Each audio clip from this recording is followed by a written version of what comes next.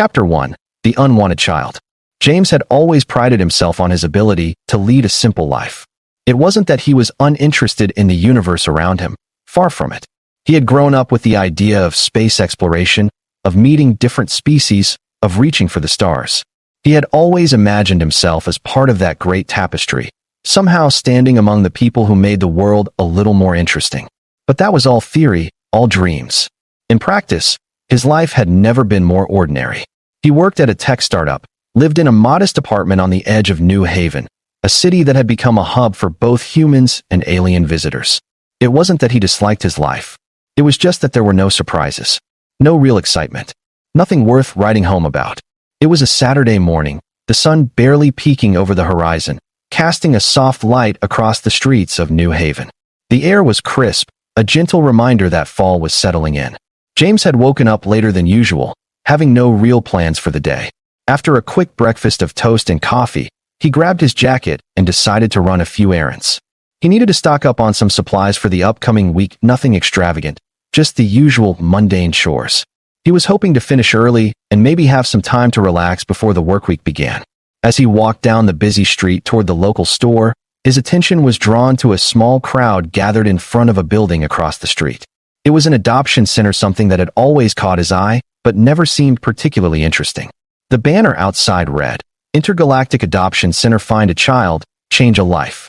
It was a common sight in New Haven, where alien species from all over the galaxy coexisted with humans.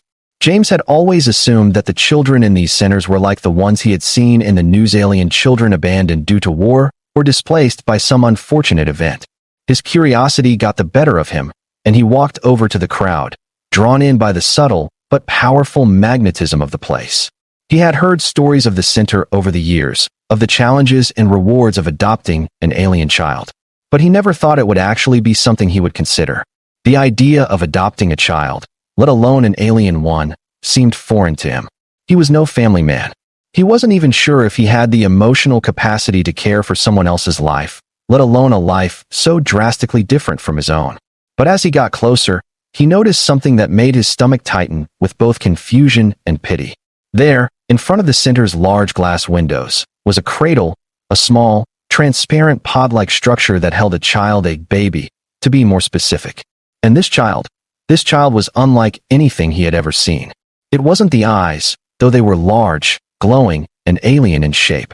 It wasn't the odd pattern of its skin, which seemed to shift between hues of violet and green, or the strange, spindly limbs that didn't quite seem to fit its small body. No, it was the unmistakable sense of alienness that radiated from it, a presence that felt as though it didn't belong to this world or any world, for that matter. The baby's face was twisted in a way that was almost grotesque. Its features were asymmetrical, with sharp angles and protrusions where they shouldn't have been. Its tiny body was a patchwork of strange alien biology, a mishmash of oddities that would make most humans recoil in discomfort. It wasn't beautiful in the way humans thought of beauty. It wasn't cute or innocent. It was, in a word, ugly. And yet, as James stared at the child, a wave of inexplicable emotion washed over him. He didn't know what it was. Was it pity? Curiosity? The strange, unshakable sense that this was a moment that would change his life forever? The alien baby, with its small, twisted features, was surrounded by others, a small group of humans and aliens who had come to view the children available for adoption. Most of them stood a little further back, their expressions strained, avoiding eye contact with the child. No one seemed willing to get too close. It was as if the very sight of the baby was enough to invoke discomfort, even disgust. The alien was simply too different, too strange. They couldn't look past the grotesque physical appearance. The adoption center had placed it here, at the forefront, to give potential parents a chance to view it, but no one was moving forward. No one was stepping up. It was in that moment that James did something he never thought he would do. He walked forward, stood in front of the cradle, and stared down at the child. He felt the weight of every gaze on his back, felt the unease radiating from the crowd, but he couldn't help himself. He wasn't sure why, but something inside of him compelled him to stay. The child looked up at him with its large, unblinking eyes, and for the briefest of moments, the world seemed to slow. There was a connection, a strange, unspoken understanding between the two of them. "You're not going to leave it, are you?" a voice asked from behind him. He turned to see an older woman, one of the workers at the adoption center, watching him with an appraising look. I wasn't planning to, James answered, almost uncertain, his voice trailing off. He wasn't sure why he had stepped forward, why he couldn't seem to look away from the baby. There was no logical reason for it. He didn't even know if he was qualified to adopt. But there was something about this alien child, about its absolute, unyielding difference, that stirred something inside of him. You know, the woman said, stepping closer. This child has been here for months. No one wants to adopt it. The other children, well, they're more acceptable, you could say. But this one, it's too different. Too ugly for most people to look at, let alone care for. James felt a pang of something guilt. Sadness. Maybe both. I can't imagine what it must feel like, he said, almost to himself. The woman gave a sad nod. No one even bothers to try. It's too much. Too strange. James stood there, staring at the baby. He could see the loneliness in its eyes. The isolation. The desperation for someone to care for it, despite how different it looked from every other child in the room. It didn't deserve to be abandoned. No child did. The injustice of it weighed heavily on his chest. He didn't have all the answers. He wasn't a perfect person, but he knew one thing. Someone had to step up. Someone had to give this child a chance. He took a deep breath, his voice steady but uncertain. I'll adopt it. The woman looked at him, eyebrows raised. Are you sure? It's not easy, you know. This kind of thing isn't for everyone. James swallowed.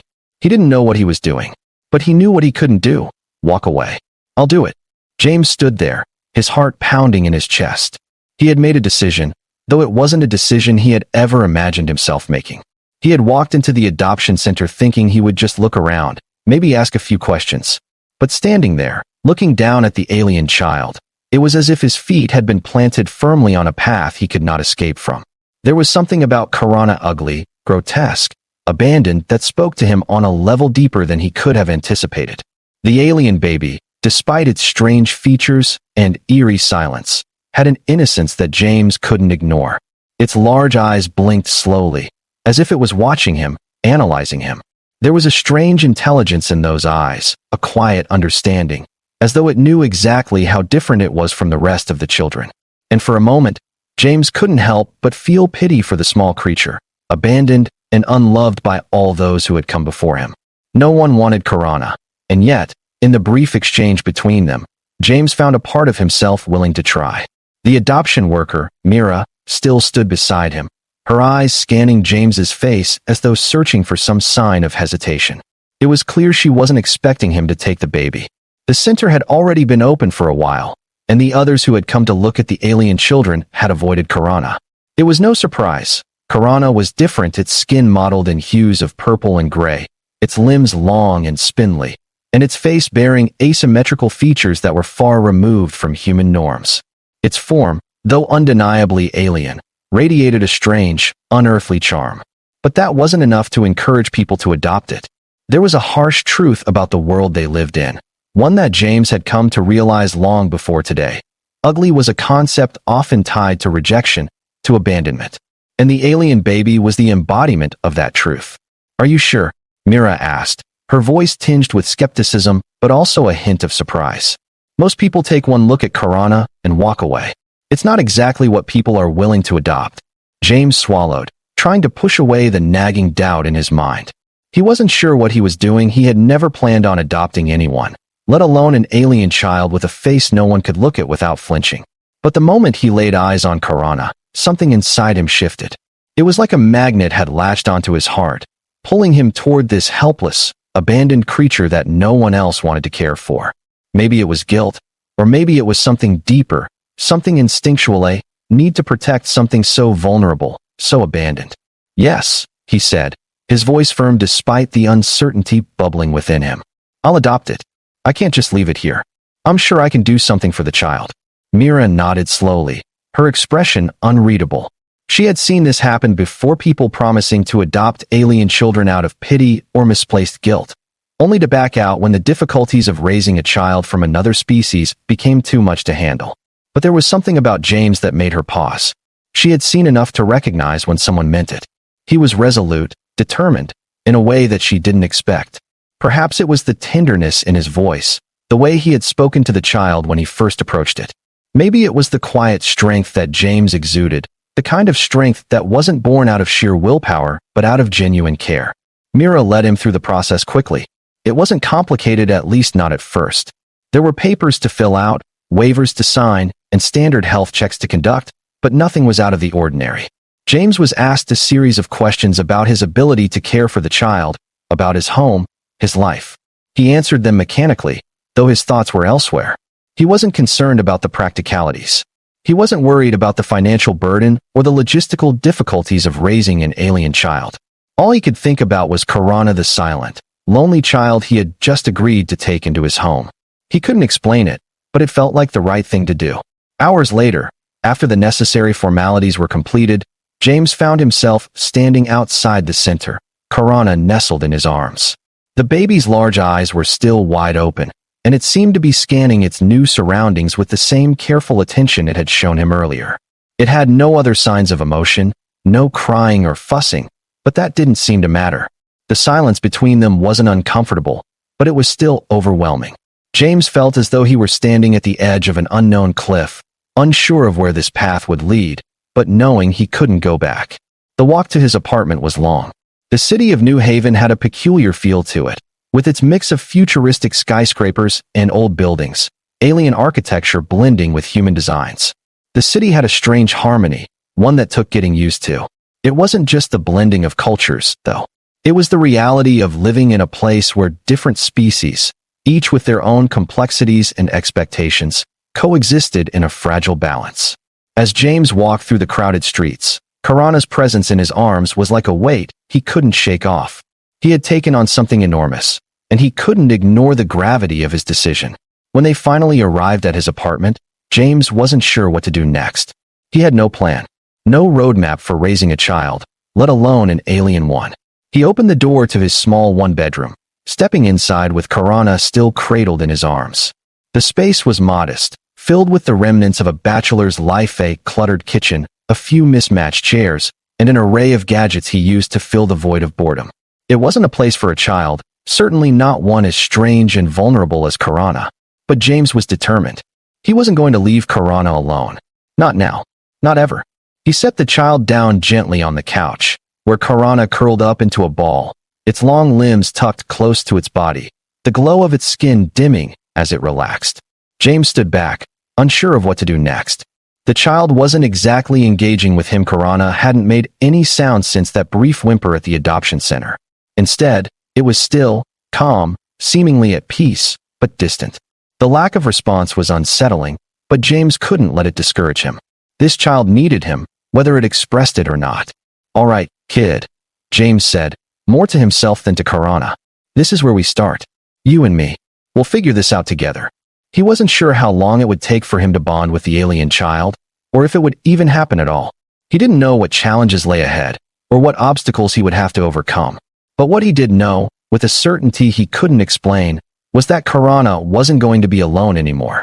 Not while he had any say in the matter. This child was his responsibility now. And despite the oddness of the situation, despite everything that made Karana different, James felt something stir in his chest. The child had no one but him. And James had no one but the child. And for the first time in a long while, that felt like enough. Chapter 2. The Early Days. The days that followed were filled with a strange combination of uncertainty and quiet bonding. The first few nights with Karana were the most challenging. James had expected the usual baby behaviors: crying, fussing, the occasional tantrum, but Karana didn't do any of that. The alien child was quiet, almost eerily so. Its large, glassy eyes followed James wherever he went, but there were no signs of distress, no need for comfort. It was as if the child had been programmed to exist, not to live. James wasn't sure what to make of it. It wasn't that Karana was unresponsive. Rather, it was the opposite. The child was hyper-aware, intensely observant, but without any outward display of emotion or need. At first, James tried everything he knew. He read the alien care guide that had been provided by the adoption center, though much of it was filled with the usual advice: feeding schedules, sleep cycles, general care. But it wasn't the practical advice that James needed. It was the emotional connection, the spark that would turn this strange, alien creature into something that resembled a family. The task seemed almost insurmountable. He had no idea how to form that bond, how to make the connection that would make Karana feel like it belonged. But that was his challenge now. He had chosen this path, for better or worse. Every day, he would try something new. He would sit beside Karana on the couch, talking to it as if it could understand every word. He would play with toys, plastic blocks, brightly colored shapes, things that seemed simple enough to trigger some kind of reaction. Sometimes, Karana would reach out, its long, skeletal fingers brushing the toys, but it was never the enthusiasm James had hoped for. It was distant, measured, as if it were merely going through the motions. There were small victories, though. One evening, after several days of failed attempts, Karana let out a soft cooing sound as James gently brushed its hair, a faint, strange noise that seemed to vibrate from deep within its chest. It wasn't much, but it was progress. In that moment, James felt a flicker of something, an unspoken connection, perhaps. It wasn't the kind of bond that he had imagined, but it was there, a tiny thread connecting him to the child he had chosen to care for. Despite the limited progress, James started to feel more comfortable with his new role. He began to understand that Karana wasn't like any child he had ever encountered before. It wasn't human, and it wasn't going to respond to human methods. Its alien nature demanded patience, flexibility, and a willingness to learn. Every day felt like a step forward, even if it was an invisible one. And even though Karana wasn't openly affectionate, James began to understand its quiet ways. The child wasn't distant by choice, it simply didn't know how to be anything else. One evening, as James sat in the living room, reading a book, Karana crawled up beside him and gently tapped the page of the book with one long finger. It wasn't a demand, nor was it a request. It was a simple motion, but it startled James. He looked down at the child, whose eyes were wide, focusing intently on the pages of the book. Slowly, he lowered the book to Karana's level, watching the child as it reached out and gently turned the pages with its long, delicate hands. There was something almost serene about the way it interacted with the book, as though it were trying to understand its contents, trying to absorb the world around it. In that moment, James felt a connection. Not one of words, not one of human affection, but a deeper understanding. Karana wasn't just a blank slate, a child without purpose. It was a being with its own way of learning, its own way of being. And James was starting to realize that he didn't need to change that. He didn't need to force Karana to be anything it wasn't. All he had to do was be present, to accept it for what it was. That night, as he settled down to sleep, he left the light on in the living room for Karana. The child had already begun to form a strange routine of its own, often staying awake for hours, quietly observing everything in its path. James wasn't sure if it ever truly slept, but he respected the rhythm Karana had created for itself. In time, James learned to accept the oddities of Karana's behavior. It wasn't the child he had imagined, nor the child he had expected to raise, but it was the child that had chosen him, and in a way, it had forced him to stop running from life, to stop avoiding the messiness that came with relationships, with responsibility. One morning, several weeks into their new life together, James woke up early to find Karana sitting on the floor, staring out of the window. The sunlight filtered through the blinds, casting soft shadows across the room. James watched quietly from the doorway, not wanting to disturb the peace that seemed to radiate from the child. Karana wasn't moving, wasn't fidgeting like most children would. It was simply being, existing in the moment. And for the first time since the adoption, James didn't feel the need to fill the silence. He didn't need to force interaction. Instead, he simply let the moment breathe, letting Karana exist in its own space while he quietly watched from afar. It was then that James realized that his role wasn't to mold Karana into something more normal. It wasn't to force affection or connection.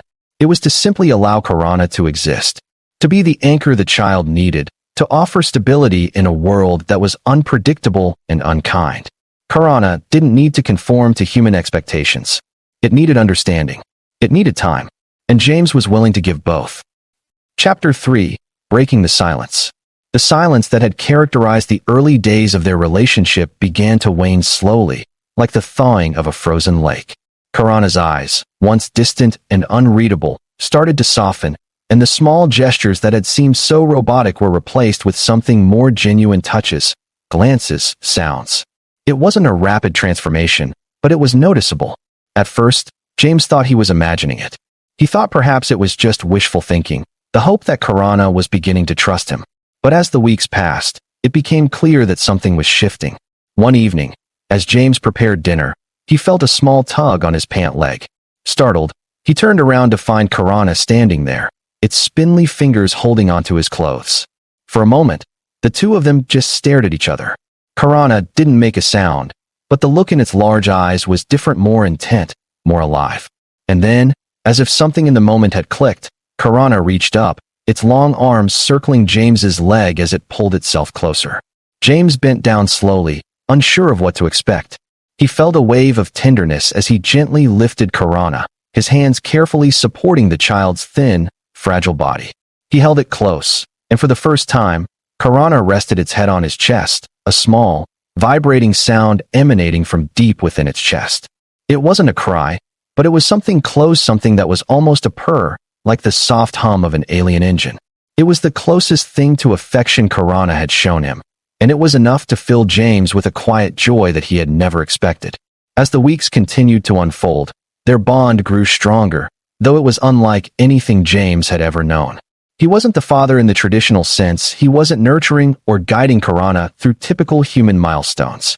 But he was a steady presence in the child's life, a constant source of support and stability.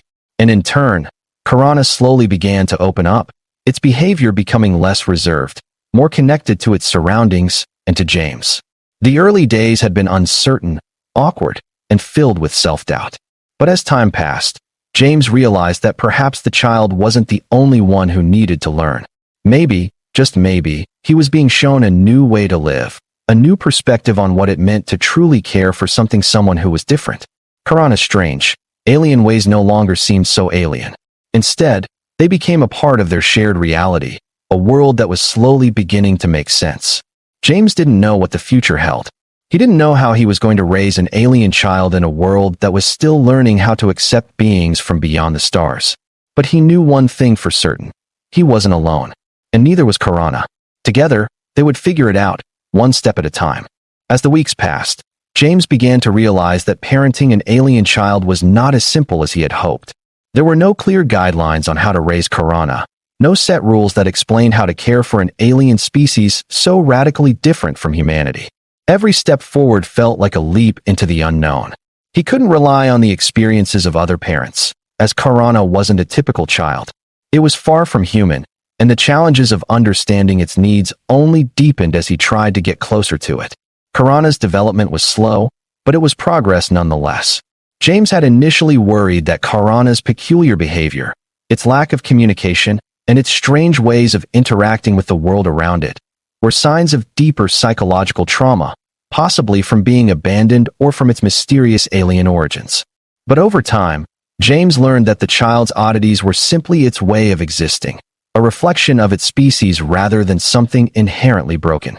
It wasn't about making Karana conform to human expectations, it was about allowing it the space to be what it was meant to be. One of the more troubling things for James was Karana's eating habits. The food James had tried to prepare, things like mashed potatoes, pasta, and sandwiches, had been met with indifference. It seemed that Karana was either unwilling or unable to process food in a way that humans did. The child would nibble at the food, but never truly eat. James had consulted with specialists at the adoption center, but their advice wasn't much better. They had given him a series of alien foods to try, each one more bizarre than the last. One day, James found himself feeding Karana a gelatinous mass from a small canister, watching as the alien child consumed it eagerly, as though it had been waiting for that exact meal. But even then, the connection between them still felt strained. Karana wasn't a human baby, so the typical signs of attachment, smiles, giggles, crying when it was upset, weren't forthcoming. Instead, Karana seemed to process its world with a quiet intensity. It would sit and observe James for hours, its large eyes following him with unblinking focus, as if it were trying to decipher his every action. There were no emotional outbursts, no tantrums. It was a child, yes, but a child that understood the world in a fundamentally different way. There were days when James doubted himself, days when he wondered if he was making a mistake. His friends and family were supportive, but they didn't really understand what he was going through. They didn't understand how difficult it was to raise a child who could not communicate in ways that he could understand, who had no clear way of showing affection. Still, James remained determined. This was his responsibility now. And despite the challenges, despite the moments of frustration and doubt, He wasn't ready to give up. One evening, when the quiet had settled in the apartment and Karana was asleep in its small cot, James sat on the couch, looking over the notes he had kept in a journal. He'd been documenting his experiences, trying to make sense of the slow but steady changes that had begun to take place. He had written down every moment, every small milestone, every quiet interaction. It wasn't much, but it was enough to track the subtle shifts that had begun to happen in Karana. There were times when Karana would reach out, its spindly arms stretching toward James, seeking the comfort of his touch. Though it wasn't in the typical way a human child might do, James could tell that the child was beginning to trust him. The touch would come without warning, often when James least expected it, when he was sitting beside it on the couch, or when he was busy with work. It would reach out, almost imperceptibly, and place its hand gently on his leg. It was an alien gesture, strange and unfamiliar, but it was also the first real sign of affection he had received from Karana. He hadn't imagined it would come so slowly. He had assumed that parenting would be a process of quick changes, that the child would grow in ways he could predict. But this was different. This was a slow burn, a steady growth of trust that could only be nurtured in small, quiet moments. Then, one morning, something unexpected happened. James was sitting at the kitchen table, drinking his coffee, when he heard Karana make a sound. It wasn't much a single, soft utterance, like a low, raspy hum, but it was a sound nonetheless. It was the first time Karana had made any noise that wasn't a sigh or a faint, otherworldly hum. James froze, his heart pounding as he turned to look at the child. Karana was sitting in its usual spot by the window, staring outside as it always did, but this time its mouth was open, and the sound came from deep within its chest. The sound didn't make sense, not in any human way, but it was still unmistakable, a form of communication, a sign that Karana was beginning to interact with the world beyond just observation. James set his cup down and slowly approached the child, kneeling down beside it. Karana didn't pull away, though it didn't look at him either. Instead, it made the same low sound again, and this time, its hand twitched, reaching out toward James's own. It was small, a gesture of uncertain intention, but it was something. It was progress. James smiled, his heart swelling with a mixture of pride and relief. He had known that Karana had the potential to connect, but he hadn't expected it to happen like this. It wasn't fast. It wasn't a dramatic moment, but it was enough. James gently took Karana's hand, feeling the delicate fingers curl around his. For a moment, they stayed like that, locked in silence, with only the faint sounds of the world outside filling the room. Karana didn't speak. It didn't cry. But in that quiet, unspoken connection, James knew that something important had happened. It was a breakthrough, small but significant, a moment when the gap between them had narrowed just a little. Chapter 3: Breaking the Silence. The next few weeks brought more changes. James had begun to realize that the alien child he had taken in was not only learning to trust him, but was also beginning to show signs of its own unique way of understanding the world. Karana's mannerisms were still unfamiliar, its behavior strange, but they no longer felt insurmountable. The child wasn't human, and neither was its upbringing. But slowly, James began to adapt to its needs, its rhythms. Every day felt like a new challenge, a new way of learning, but for the first time, he didn't feel like he was failing. The most noticeable change was in Karana's willingness to engage. It had begun to interact more, reaching out for things, even seeming to play in its own way. It wasn't the kind of play that children usually engaged in. There were no loud sounds or messy toys, but instead, Karana would focus intently on objects, picking them up with its delicate hands, studying them closely before moving on to something else. It was a quiet, meticulous process. A part of James admired it. It was as though Karana was piecing together a puzzle, one that it could only understand on its own terms. But as the days passed, something else began to surface. Something James hadn't anticipated. Karana was starting to mimic him. It was subtle at first, almost imperceptible. One afternoon, while James was making lunch, he saw Karana watching him closely from the table. He was chopping vegetables for a salad, and as he moved the knife, Karana extended its long fingers, grasping a small, blunt knife from the table beside it. It didn't do anything with it, but the gesture was unmistakable. The child was trying to imitate him. James laughed softly to himself, though there was no malice in it, only wonder. It was as if Karana was beginning to understand, on some level, that it could engage with him. The fact that it was trying to mirror him, even in such a small way, felt like an important step. It wasn't just a passive observer anymore. It was learning, adjusting, finding ways to interact with the world in a way that made sense to it. "All right, little one," James said, his voice soft but full of affection. "You want to help, huh? All right, let's see what you can do." For the first time in weeks, James felt a sense of pride, something he hadn't expected when he had taken Karana into his life. The child was different. It was strange, but it was his responsibility now, and it was beginning to trust him, to understand him in ways that words could never explain. As the days moved on, the silence between them continued to break, bit by bit, replaced by small moments of connection, gestures that told James that he wasn't alone in this anymore. He was a father now, not just of an alien child, but of someone who, despite everything, needed him.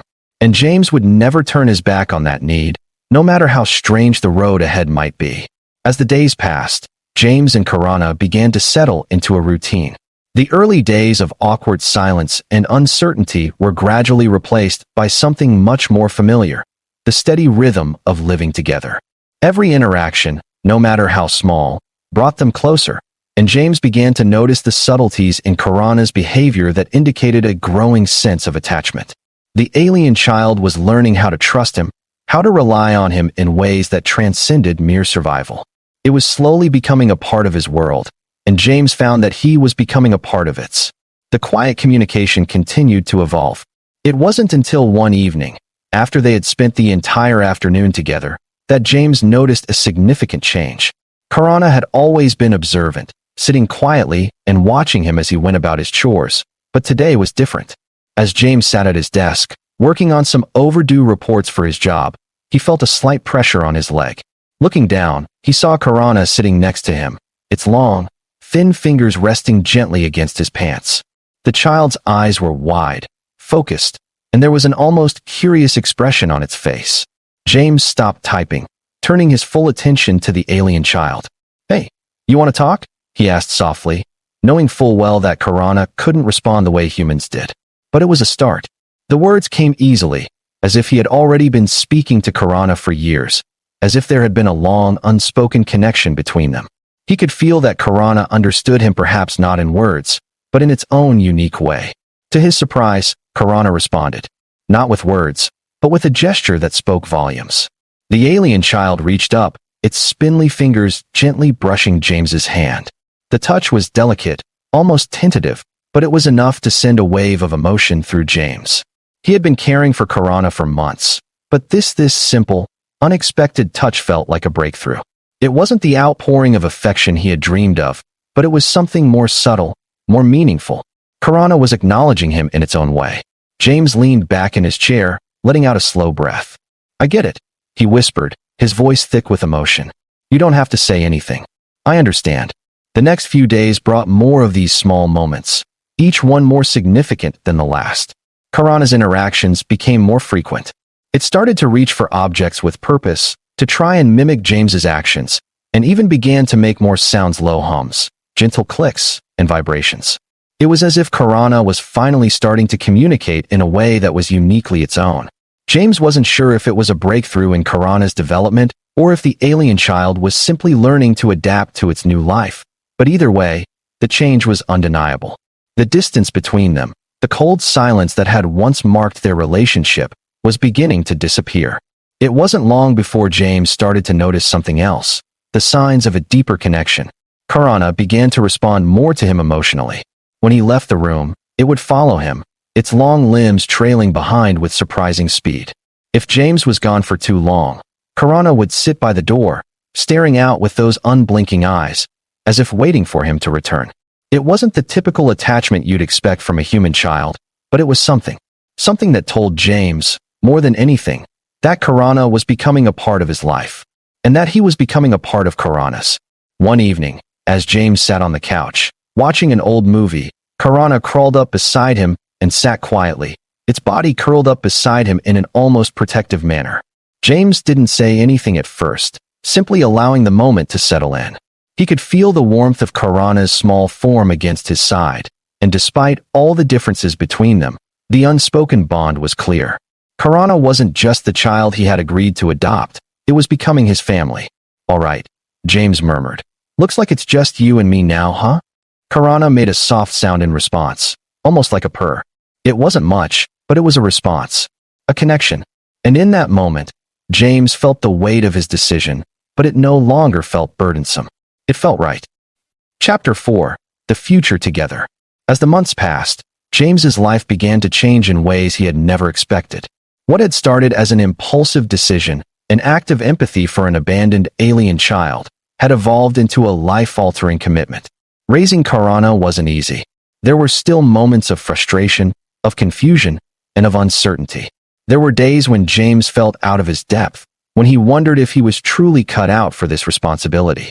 But there were also moments of clarity, moments when the bond between him and Karana felt like something unbreakable, something that transcended their differences.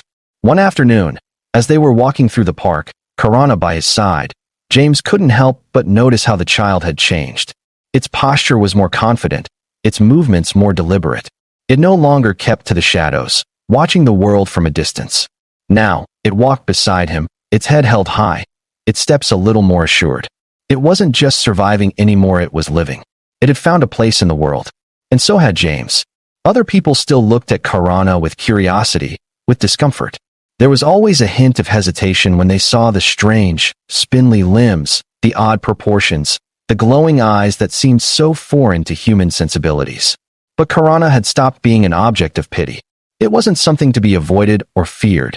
It was simply a child who had been abandoned and rejected, but who had found a place where it was wanted.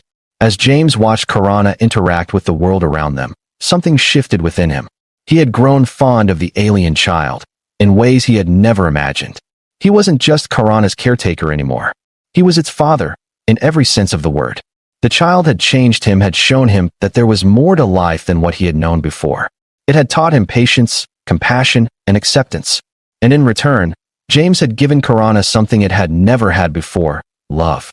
Unconditional, unwavering love. They were different, yes. They were from two completely different worlds, with two entirely different ways of understanding the universe. But in that difference, they had found something extraordinary. They had found each other. The future was still uncertain. There would always be challenges, always be hurdles to overcome. But James was no longer afraid of what lay ahead. He had a purpose now. He had a family, and no matter how strange it might seem to the outside world, it was his. And Karana's. And together, they would face whatever came next. James looked down at the alien child walking beside him, its large eyes glancing up at him with trust and affection. Karana might not have been the child he had expected, but it was the child he had chosen, the child he loved. And in that moment, as they walked side by side, James knew that they were ready for whatever came next together.